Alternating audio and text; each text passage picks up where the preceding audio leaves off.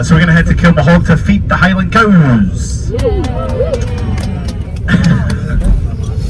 Even though that was probably enthusiastic in your country, that wasn't in mine. Yes. I have already been to the shop as well, so I've already bought you all some carrots, which is just a little thank you on my behalf.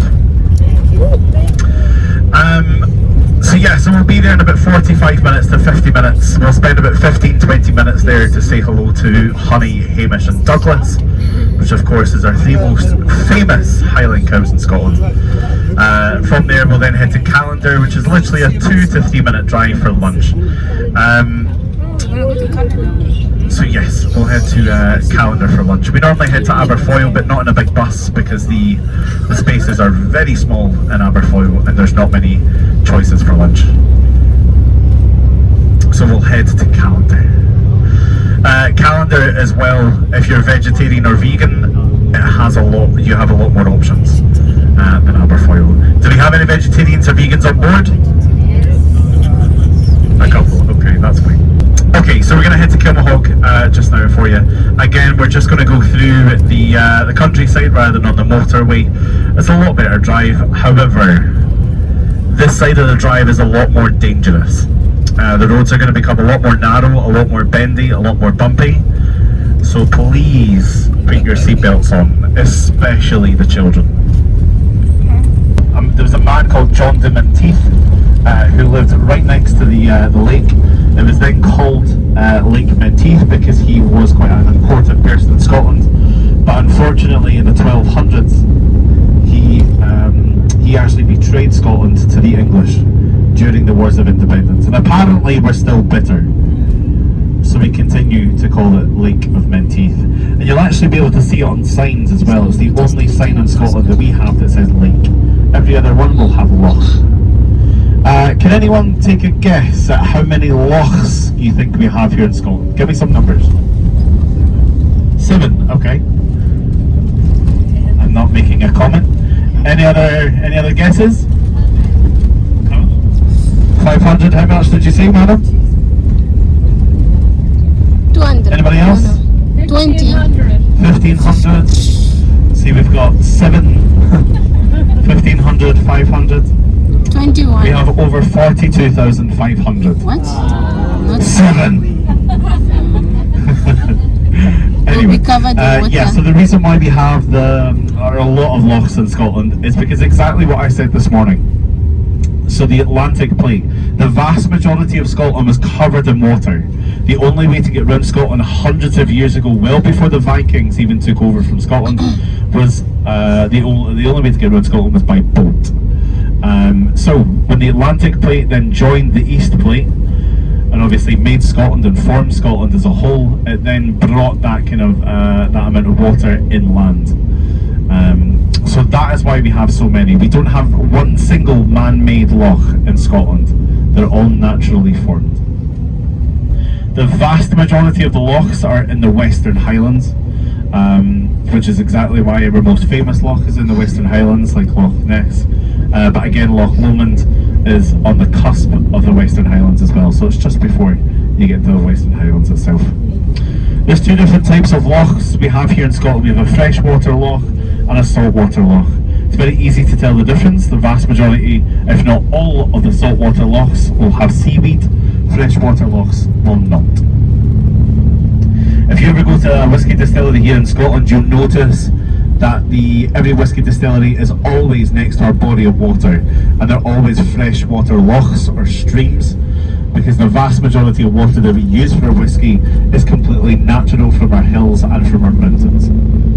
There's quite a lot of dark water lochs in Scotland as well. So a dark water loch is, so what will happen is when it rains quite heavily, the rain will then bounce off the side of the mountain, drag the peat from the mountain into the water and dye the water a dark brown colour. You'll then be able to see from the surface of the water to 1 metre below, but anything below that 1 metre surface, it's completely pitch black. Which is why we haven't found Nessie. Yeah, we'll use that excuse. There's an ample amount of water in Scotland, which is why water in Scotland is the #1 source of energy. Second source of energy is obviously wind, have a lot of wind farms here in Scotland, but our first is obviously water, because let's face it, we're never going to be short of it. When I say we're never going to be short of water, obviously it rains here all year round, but our deepest loch is Loch Morar, which again is northwest, right next to Mallaig and Glenfinnan, which of course is where we hold our very famous viaduct for Harry Potter, and that is 259 metres deep. We still do not know how deep Loch Ness is, but it is calculated that if we were to drain every single drop of water from Loch Ness, we would be able to cover Ireland, England and Wales twice. So that is a huge amount of water. Not that we want to, but it's a huge amount of water. Obviously, during the Atlantic storms, it blew down the vast majority, if not a lot, of the trees in the national parks, and especially the Highlands as well. A lot of these trees were on roadside, so we had no other choice but to carve them down. Now, timber is incredibly important to Scotland because it's one of our biggest exports, obviously along with whisky as well. Whisky brings in £150 billion every single year to Scotland. Timber, I'm not entirely sure how much that is. It's not obviously as much as that.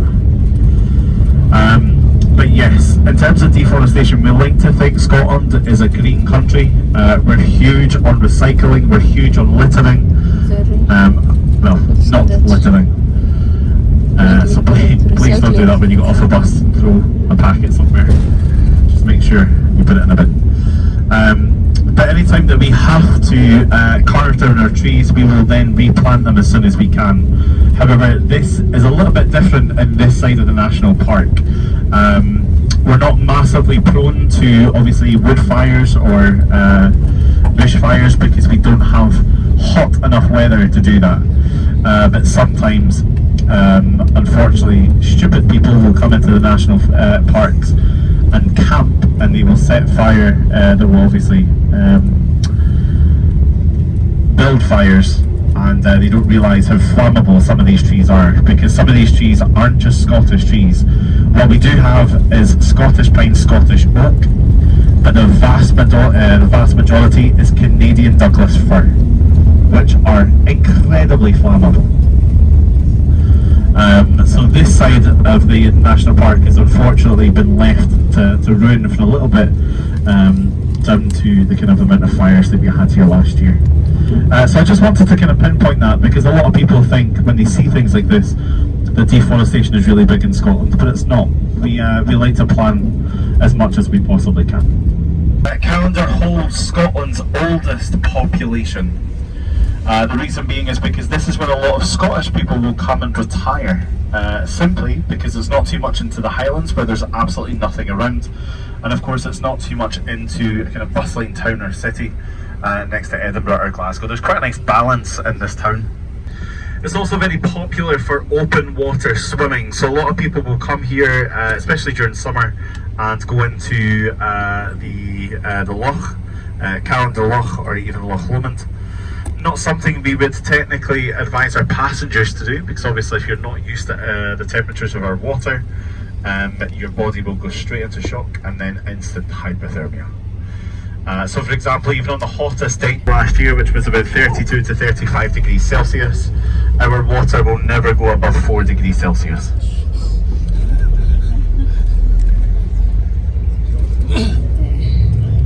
So yeah, so this is where we're going to go for lunch. There are a good couple of places like cafes.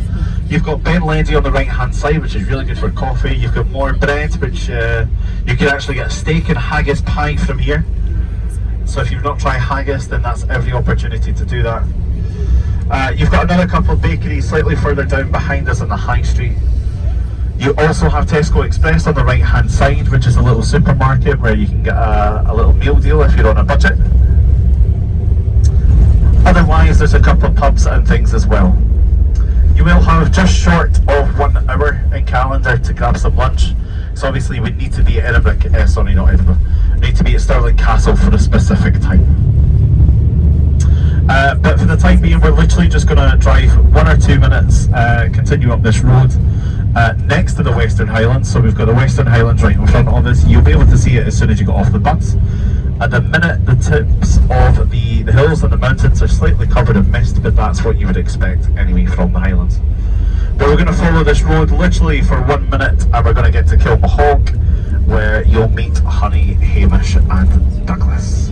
Hi guys, we are here to visit the Highland Coos, and they are actually the oldest cattle breed in the world, appearing in the 6th century. They are known for their long shaggy coats, and these Coos actually have 2 layers of long shaggy fur, the warm undercoat and then the more oily overcoat, and this helps them keep them cozy in the winters. Hi guy. It does. Hi.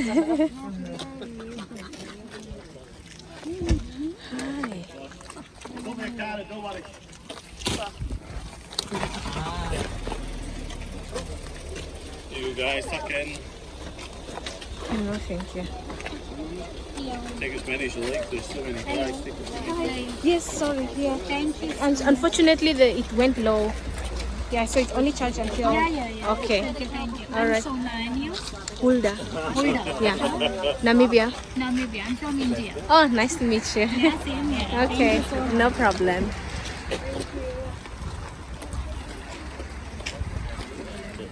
Anyone else for a card?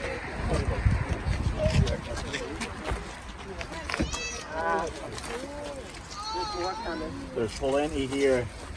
Make sure they get fed.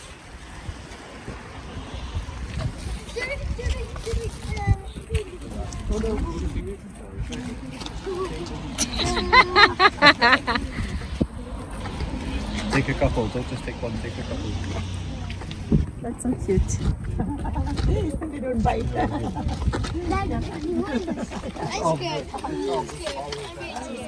Who can hold for me while I...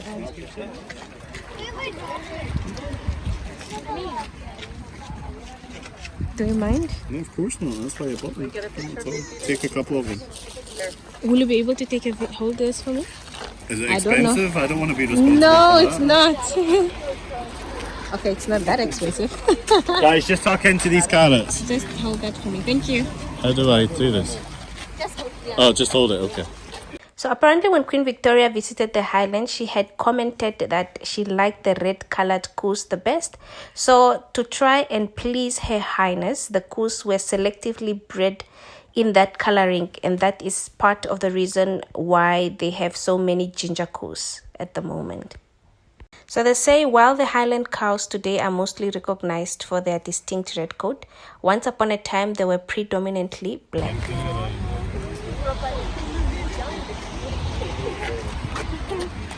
Thank you, Tom. You're welcome. Thank you so much. Hello. Hello, random people. It's for my YouTube channel. Oh, you're a YouTuber? Yeah. Oh. Yes. Hi. Does this mean I'm going to be famous now? Yes. Hello, everyone. Welcome back to my YouTube channel. You didn't tell them to subscribe. I will subscribe. You subscribe as well. Subscribe! Thanks, Tom. You need to tell me your channel. Yes, I will, definitely. So I can watch myself on the TV. Yes, please. It will be lovely. Everyone subscribe to our YouTube channel. Oh, thank you. Hulda. Hulda Pokolo is the name. Hulda Pokolo. Yeah, Hulda Imelda Pokolo. You'll find me. Yeah. Hulda Imeld. That's Hulda Imelda Pokolo. it already. Yeah. Thank you for awesome. subscribing. Yeah, I will subscribe. Thank you so much. Where are you from? The Netherlands. Oh, the Netherlands. Yeah. Oh, You? okay. From Namibia. Oh, that's awesome. Yeah. Do you know where it is? Yeah, in Africa somewhere, but I'm not really sure. So you should visit as a punishment for not knowing where it is. You should visit. Alright, Yes. HULDA. And then space. There, the second one. It's you? Yes, that's me. Alright. Thank you for subscribing. Absolutely. Yes. Where are you from? United States. Oh, nice. Oh, nice. It's lovely. It's lovely. Namibia. Yes. Yes. Yeah. Thank you. Are you here with family? Say thank you. Thank you. It's called a Jimbo. Jimbo? Thank you so much. Thank you so much. I feel like these are just kettles that went to private school, if you understand me. But anyways, the scenic beauty and the cultural history of the Highlands in general make it a very popular tourist destination, and visitors actually do explore the landscapes, the kettles, and the historic sites.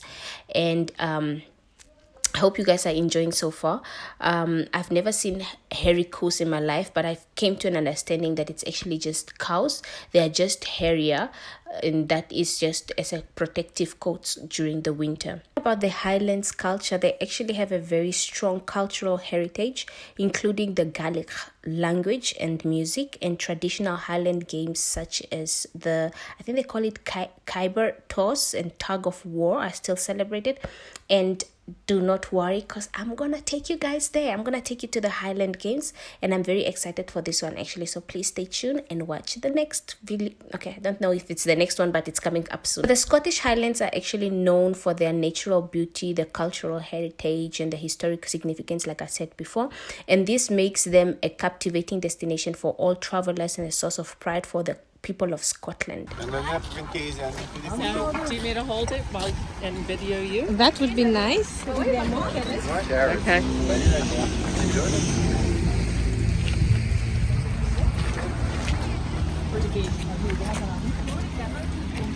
You know, I was actually very scared to feed them because I didn't want them to touch me or lick me or anything. But well, here I am feeding them.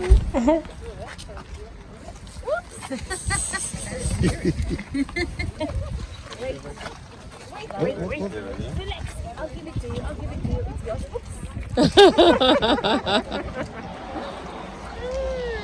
Thank you so much. You're welcome. Are you two together? Yes. Oh, nice. Lovely. How long are you here for? In Edinburgh? Just a week. Okay. Yeah. Just a week.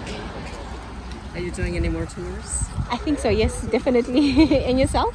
We are. We're going to St. Andrews tomorrow. I've been there already. Have It's you? beautiful. Is Yes, it? it's Oh, beautiful. can't wait. And then Yeah. we go.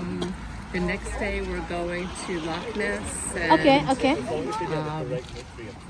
You should in the visit Highlands. Falkland as well. It's beautiful. Yeah. Yes, we're going to be there. Yeah, you should visit that. I thought I should mention that the company I'm touring around is called Timberbush Tours, and our driver was Tom. You saw him earlier. He was very informative. So if you're in Scotland and you want to tour around, please make sure to search them on Instagram and contact them because they're very good. Okay, so we're going to head away from the national park. We're going to head away from Callander. We're going to come in very shortly to the city of Stirling. We've got a little bit of countryside road driving to do, and then we will come into the city of Stirling in about 30 minutes. In the meantime, there is a couple of things that I need to tell you, especially we haven't covered one story, which is incredibly important, which is the Wars of Independence between Scotland and England. But before I do that, I'm going to make you aware of a castle that we're not too far from. We're about 5-10 minutes from the castle itself, but it's a very famous castle in Scotland because of different couple of TV shows and movies. First and foremost, do we have any Outlander fans? One. Do we have any Game of Thrones fans? Do we have any Monty Python fans? No, okay. So we're about to pass Doune Castle.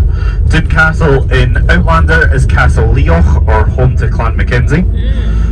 Game of Thrones, it was used as Winterfell for the first season before they moved to Ireland. And Monty Python, of course, it was used as the Holy Grail for the coconut scene. So we're going to be passing there in about 5 or 10 minutes. I'm not going to lie to you, it's going to be a very quick picture because we're going to be going over a very small bridge. It will be on your left hand side, but it will be a very, very quick opportunity to grab a very quick picture. Alright, I'll give you some prior warning before we come up to the castle so you can get ready. Yeah, I need it from that side. And here it is here. I'm joking. It's coming up on this bridge, genuinely. It is coming up on this bridge. I'll try and slow down as much as I possibly can, but I do have traffic behind me and in front of me now. So you'll see here on your left hand side.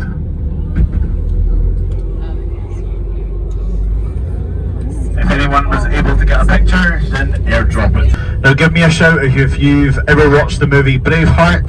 Yeah. Worst movie ever. And I'll tell you several reasons why.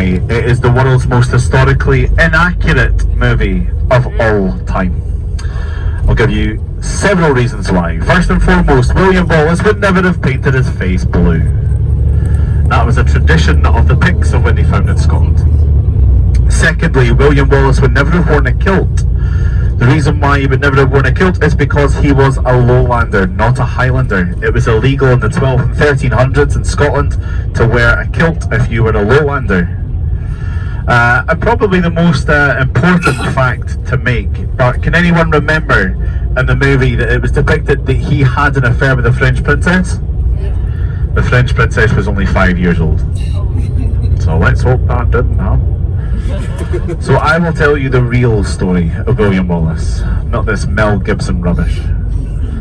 So, I'm going to take you back to when Alexander III was King of Scotland, and one night he was riding his horse north during a very stormy evening, of which he was advised not to do by his Scottish nobles, but he went against the grain and did it anyway. Now the storm got so bad that his horse kicked him off the back, and unfortunately he fell off a cliff and died. Scotland was then without king, and it was up to the Scottish nobles to choose their next king, and they were unsuccessful in doing so.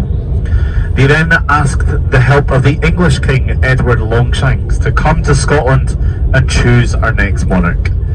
Now, of course, he would see that as a massive opportunity to potentially overrule Scotland, and that's exactly what happened. Longshanks came to Scotland, lined up our potential candidates for the throne, and chose the most weak, scrawny, pathetic looking man you've ever seen. And his name was John Balliol. Now Balliol had a nickname, and that was the Puppet King. The reason why he was called the Puppet King is because he did absolutely everything that Longshanks asked him to do.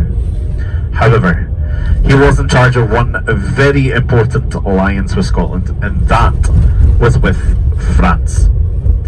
We had a massively important, loyal and true connection with France from the 1200s right up to the 1600s. So Longshanks asked the help of Scotland to help England invade France. We refused. England invaded France, and very shortly after, England invaded Scotland. And for the very first time, Scotland had an English king. Now, Longshanks spent the vast majority of his time back in England, so he sent 4 sheriffs to the 4 corners of Scotland and hundreds of men to guard the land. Now, where does William Wallace fit in? So Wallace was the son of a knight, he was a fisherman, and he was from Elderslie, just outside of Glasgow, so as I said, he was a lowlander. And one day he was fishing and caught 4 very large fish. He was approached by one of the sheriffs and 50 men, 50 men. The sheriff demanded the fish from Wallace, and Wallace refused to hand them over. And that started a massive brawl, a massive fight. Now, being Scotland's most brave warrior, Wallace defeated each and every single one of them, but did something slightly different with the sheriff. He stabbed the sheriff so many times but kept him alive. He then boiled the sheriff in hot oil, and when the sheriff was dead, he took the body out of the oil, carved the skin off his body, and used it for the sheath of his sword. Now, you can still see Wallace's sword to this very day, but be warned, it is not his true sword. Wallace's sword was stolen twice from the city of Stirling, so it's now a replica that sits in the Wallace Monument. So after that, Wallace got a little bit of a name for himself, and Longshanks finally found out who Scotland's warrior was. Now, there were plenty of battles between Scotland and England, but I'm going to tell you about the 2 most important ones. First and foremost is the Battle of Stirling Bridge in 1237, led by Wallace himself. Now, Wallace at the Battle of Stirling Bridge. Sorry, excuse me, I've got hiccups. Wallace at the Battle of Stirling Bridge would have stood exactly where his monument stands to this very day. He would have then had hundreds upon hundreds of Scotsmen stood behind him. The English were then stood at the very bottom of the crag hill just before Stirling Bridge. It was Wallace's strategy to entice the English to move forward onto Stirling Bridge because he knew that there were too many bodies to withstand that amount of weight on the bridge. Wallace demanded that his soldiers would start the Highland charge. The Highland charge simply meant hundreds upon hundreds of Scotsmen running towards you, shouting profanities and waving their weapons in the air. The English moved forward onto the bridge collapsed. Yes, it did kill quite a lot of the English that day, but Scotland once again was unsuccessful in battle. The reason being is because we were completely and utterly outnumbered on every single occasion. Now, before the battle commenced, he demanded, before the battle commenced, he knew that he would either die or be captured in the Battle of Stirling Bridge. And this is where our famous warrior was captured. He was then made to march from Stirling, from the very top of the crag hill, which is right to the very front of the bus at the minute, to the left hand side, exactly where his monument is at the moment. He was made to march from there right down to London on foot, without a single break. When he got to London, he was ordered to be hung, drawn and quartered. He was hung to the point where he couldn't breathe, but he was kept alive. He was then drawn, which meant each arm and leg were dislocated. He was carved from the top of his chest down to the bottom of his stomach. His intestines were taken out and boiled in front of his eyes. Each arm and leg were then cut off and sent to the four corners of Scotland. And finally, as a parting gift, he was beheaded and his head was put on a pike on London Bridge as a reminder never to mess with the English ever again. But Scotland didn't listen. She wanted her freedom. Which then takes us on to the Battle of Bannockburn. So much dark history. Led by former kings Robert the Bruce. Now, very much like William Wallace, Robert the Bruce knew he would either die or be captured in battle. But the Battle of Bannockburn is where we lost our former king. Before the battle commenced, he demanded from each of his soldiers, if anyone was to find him dead on the battlefield, they would carve his heart out of his chest and lead it into battle. And that's exactly what happened. One of his soldiers found him dead on the battlefield, carved his heart out of his chest, led it into battle, threw it up in the air and shouted, "Lead on, my brave heart, lead on." And that is where we get the title of Braveheart. So there is no connotation whatsoever to William Wallace and Braveheart. William Wallace and Robert the Bruce were 100 years apart. So Mel Gibson is a complete and utter idiot. There are several things wrong with Braveheart. So many things wrong with Braveheart. So what was the main aspect of the Battle of Stirling Bridge? What was the main feature of that battle? The bridge, exactly. Was there a bridge in the Battle of Stirling Bridge in Braveheart? No. There's also a white transit van in the background of the Battle of Bannockburn. Pretty sure in the 1200s there was no such thing as a white transit van. And also in one of the battles, the big fat ginger man with the beard and the axe, his name is Hamish. In one of the battle scenes, his axe bends backwards, so it's quite clearly plastic. So Mel Gibson should never be allowed near a script and a camera ever again in his life. So there you go. Now that I've just ruined the movie for you, we're going to go to the castle. Now you will be able to get a really good picture from the top of the castle of the Wallace Monument. When we climb up to the very top of the castle, you'll see the Wallace Monument to your right hand side. When we get up there, the view is absolutely amazing. That's the castle, it's so pretty. There's also a very famous statue up here as well of our former King Robert the Bruce, because this is where he lived. I can't get it. Coming up on the left hand side, these are called the Rose Banks. A lot of people ask what these are. We don't know. We're actually not allowed to ask about these. These belong to Queen Elizabeth II. What we imagine, people walk their dogs and stuff on here, so we're not entirely sure what's exactly under the kind of mounds. But what people think is it used to be World War II bunkers. But we have no recollection. We have no history, and we have no factual information of what these are.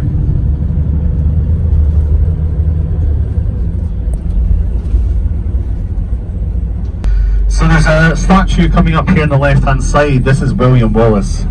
He was not that small. And this is, of course, the city centre of Stirling. So for anyone that chooses not to go into the castle, you can come right down here to the right hand side, into the actual city centre itself. You do have a Witherspoons here on the right hand side, which is a very cheap pub.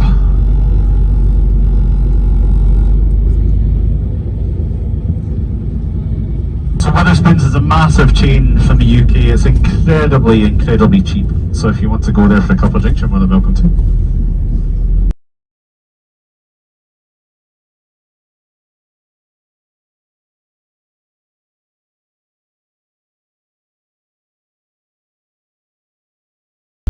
We also have the Old Town Jail, which is coming up in the left hand side. Quite good for families as well. There's a couple of scare actors in here, so if you're faint-hearted, I wouldn't bother going in there.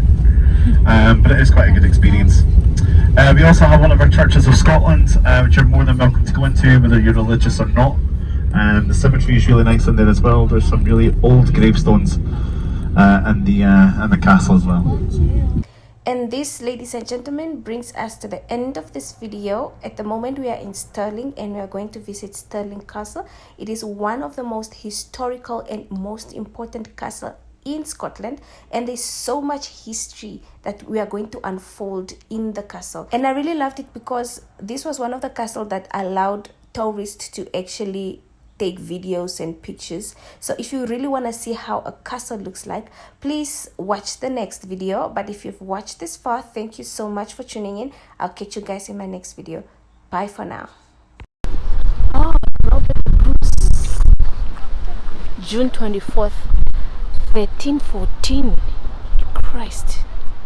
If you are here watching until the end and you have not subscribed, why not subscribe? Because you surely love me. But please leave me a thumbs up and tell me what you think about the Scotland history in the comment section.